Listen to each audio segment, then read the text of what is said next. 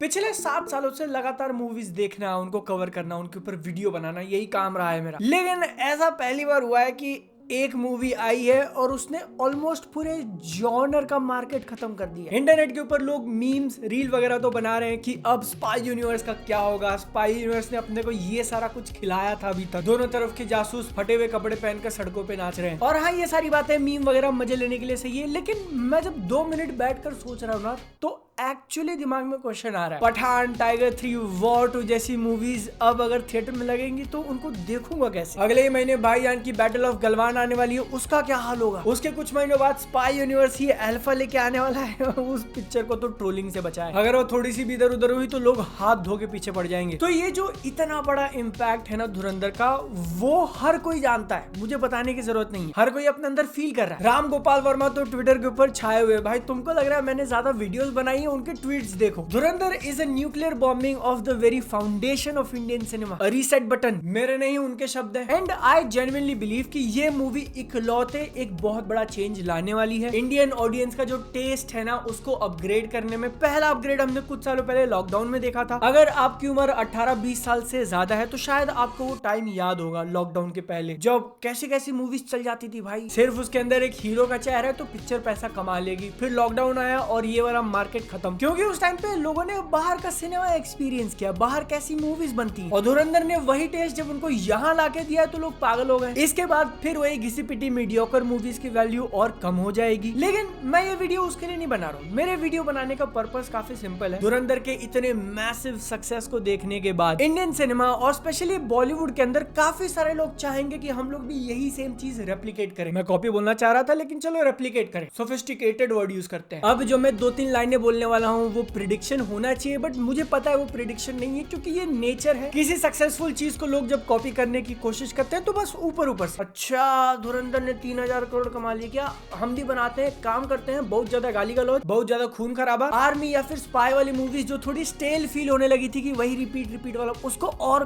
Crank up to 100, जिसमें एक अक्षय खन्ना वाला डांस डाल देंगे, वायरल हो जाएगा रील के ऊपर, बस अपनी भी 1000 करोड़ की पिक्चर रेडी। तुमको आज के टाइम पे भले ये सार्केज्म लग रहा हो, बट ये नेचर ही है भाई इंडस्ट्री का। और तुम मेरी बात मत मानो, बस देख लेना कि अगले 3-4 सालों में कितने ज्यादा ऐसे प्रोजेक्ट्स देखने मिलेंगे। तो इसलिए मैंने सोचा कि ये वीडियो बना देता हूँ, जिसमें मैं 2 मेन ऐसे रीजन बताऊंगा धुरंधर के सक्सेस के पीछे जो मुझे लगता है। और अगर कोई मूवी बनाने वाला देख रहा है तो भैया आप मतलब कंसिडर कर लेना। थोड़े बहुत रीजंस मेरी ऑडियंस कमेंट्स में बता देगी, बताओगे ना तो सबसे पहला और सबसे बड़ा रीजन जो मुझे लगता है धुरंधर इतनी ज्यादा चल गई और वो बाकी हिंदी मूवी से काफी डिफरेंट फील होती है, कि इन्होंने कैरेक्टर्स बिल्ड किए, हीरो नहीं। जितनी भी मेन स्ट्रीम हिंदी मूवीज बनती हैं, तुम सबको उठा के देख लो, उसमें से 97-98%, मैं बस अंदाजे से कह रहा हूँ, लेकिन बहुत मेजॉरिटी शेयर है, वो ऐसी मूवीज होती है जो बस हीरो वर्शिप के लिए बनी है। और कोई नहीं, बस तुम्हारा हीरो है, तुम्हारा हीरो ही सारी चीजें कर रहा है, तुम्हारे हीरो के लिए गाना बज रहा है, तुम्हारा हीरो स्लो मोशन में चल रहा है, जितने भी सीन्स में वो है वो उसका मेन फोकस पॉइंट है। पूरे रन टाइम का इतना मेजर चंक वो लेके चला जाता है कि बाकी कैरेक्टर्स के लिए टाइम ही नहीं है, उनके लिए सीन्स ही नहीं है। जिसमें से भी सबसे पहले अगर तुम्हारे मेन कैरेक्टर हीरो के ऊपर फोकस करें तो उसको तो पहले ऐसी पर्सनैलिटी दो जो थोड़ी बहुत रियल लगे। भगवान का लिटरल अंश उतर के आया है ऐसा नहीं। धुरंधर से ही अगर आपको कुछ उठाना है तो उसका मेन कैरेक्टर देख लो भाई,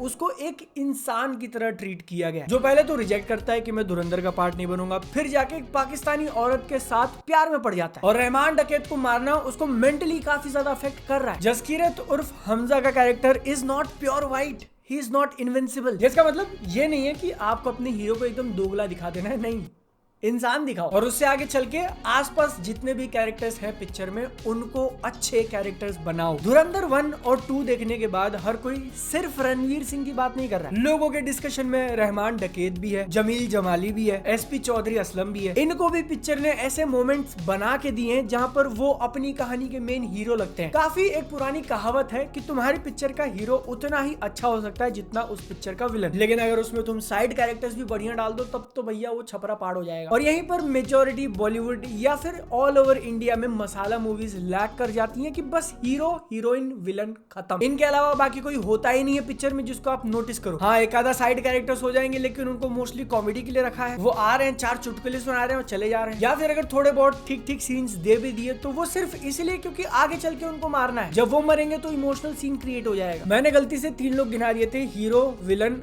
हीरोइन तो भैया बस नाम के लिए होती है। तो मेरे यहाँ कहने का एकदम सिंपल मतलब ऐसा है कि तुम्हारा हीरो और विलन को अगर तुम साइड में भी निकाल देते हो तो बाकी जितने लोग हम लोग मूवी के अंदर मिल रहे हैं, क्या वो कहानी के ऊपर कोई भी इम्पैक्ट डाल रहे हैं? उनके किसी डिसीजन या फिर उनके किसी इंफॉर्मेशन के कारण कहानी का रुख मोड़ जा रहा है, ऐसा होता है क्या? मोस्टली नहीं। जिसके पीछे प्रॉब्लम्स तो कई सारी है, लेकिन उसमें से एक मैंने सुना है भाई, इतने सारे एग्जांपल्स जहां पर साइड कैरेक्टर्स के सीन्स कट कर दिए या फिर ऑल्टर कर दिया क्योंकि वो तुम्हारे मेन हीरो को ओवरशैडो कर रहे थे। और पिक्चर का हीरो तो ओवरशैडो हो ही नहीं सकता भैया, गॉड कॉम्प्लेक्स है उसको। तो इसलिए आप एक मूवी को एक मूवी की तरह ट्रीट करो, एक्टर्स का पीआर नहीं। और एक बार आपने कहानी में सपोर्टिंग कैरेक्टर्स ऐड कर दिए तो उनको उनके रूल पे स्टिक रहो। अगर आपका मेन हीरो कहीं फंस जाता है तो अजय सान्याल मशीन गन या फिर रॉकेट लॉन्चर लेके नहीं आएगा उसको छुड़ाने के लिए, ठीक है? पॉइंट नंबर 1 से अपने को क्या क्लियर होता है? अच्छे साइड कैरेक्टर्स रखो, साइड कैरेक्टर्स जो स्टोरी के अंदर इंपैक्ट दे और उनको अपने कैरेक्टर पे स्टिक रखना, जिसमें वो तुम्हारे हीरो के लिए कुछ चैलेंज क्रिएट कर रहे हैं, या तो फिजिकली या फिर इमोशनली। पॉइंट नंबर 2 है वैसे डिसीजंस लो जो इस कहानी के लिए बेस्ट हो। ये आंखें ऐसा बंद करके ट्रेंड को फॉलो करना ना। बाहुबली 1 और 2 चल गई, चलो हम भी 2 पार्ट वाली पिक्चरें बनाएंगे। पूरी कहानी एक मूवी में खत्म हो सकती है, लेकिन नहीं, एंड में उसको काट के सेकंड पार्ट का टीजर जोड़ना है। छोटी सी हॉरर कॉमेडी हम लोग बना सकते हैं, लेकिन ओ मेरे हाथ में बड़ा एक्टर लग गया तो 400 करोड़ फूक कर मैं ये इतनी बड़ी हॉरर कॉमेडी बनाऊंगा। जिसे याद है डायरेक्टर के घर पे कोई गया था क्या? ये पॉइंट इतना सिंपल लेकिन इतना इंपॉर्टेंट है ना कि उसको करना बहुत मुश्किल। धुरंधर का ही एग्जांपल ले लो, पहले एक ही मूवी बनने वाली थी, हम लोग इतने टाइम से स्पेकुलेट कर रहे थे, बट ये ऑफिशियली कंफर्म्ड है। म्यूजिक जिन्होंने दिया शाश्वत इंटरव्यू में कह दिया कि पहले धुरंधर वो सपोज टू बी 1 मूवी, और काफी लेट डिसीजन लिया उसको 2 पार्ट में स्प्लिट करने का। क्यों? क्योंकि वो इसकी कहानी के लिए बेस्ट पॉसिबल ऑप्शन था। अब ये चल गई तो तुम देखना कितनी मूवीज ऐसा कोशिश करती हैं कि अच्छा एक बन गया, काट के 2 कर दो, 3 महीने बाद पार्ट 2 रिलीज कर देंगे। लेकिन ये चीज पुल ऑफ करना डिफिकल्ट क्यों है? क्योंकि पहली बात तो आपको दोनों मूवीज एक साथ शूट करनी पड़ेंगी, और धुरंधर के केस में ये इतना मैसिव रिस्क था। अगर पहला पार्ट नहीं चलता तो दूसरा पार्ट अपने आप खत्म। ऊपर से जो तुम्हारा हीरो है वो मेजॉरिटी सीन्स में पीछे खड़ा है पहली पार्ट में, लोग उसका मजाक उड़ा रहे हैं कि रणवीर सिंह ने तो कुछ किया ही नहीं। तो इसीलिए हम इससे कितना पैसा कमा सकते हैं, इसके बदले इस कहानी के लिए बेस्ट क्या किया जा सकता है। एक मूवी में बता दी तो बेस्ट रहेगा, या फिर 2 में स्प्लिट कर देंगे तो ज्यादा बेटर होगा, या 3 पार्ट्स, जो बेटर है वो करो, जो सबसे बेस्ट सूटेबल है वो डिसीजन लो। एंड उससे आगे चल के जो कहानी आप बता रहे हो उसके अंदर खुद तो पहले बिलीव कर लो। धुरंधर को काफी सारे लोग प्रोपागेंडा कह रहे हैं।